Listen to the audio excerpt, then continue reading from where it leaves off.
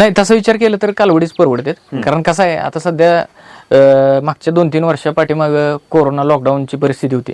त्यावेळेस दुधाचं रेट 17 रुपये लिटरवर होतं. 17 रुपये लिटरवर रेट असताना त्यावेळेस पण गाय होत्या, कालवडी पण होत्या. म्हणजे 17 रुपये लिटरनं दूध ज्यावेळेस तुम्ही डेअरीला दूध देत होता, त्यावेळेस तुमचा ती खर्च पण तुमचा त्यातनं भागत नव्हता. म्हणजे तुम्ही तोट्यात दूध विकत होता. म्हणजे तुम्ही त्यावेळेस तोट्यात दूध विकण्यापेक्षा मी त्यावेळेस असा विचार केला की आपल्या 3-4 कालवडींना जर हे आपण दूध पाजलं तर भविष्यात आता ती आपल्याकडे 3 गाय तयार झाली, जी त्यावेळेस आपण लॉकडाऊनच्या काळात त्या कालवडी तयार केल्या. मग ती तसा जर विचार केला, आता दुधाचे रेट आहेत म्हणून दूध पाजायचं नाही असा विषय नाही.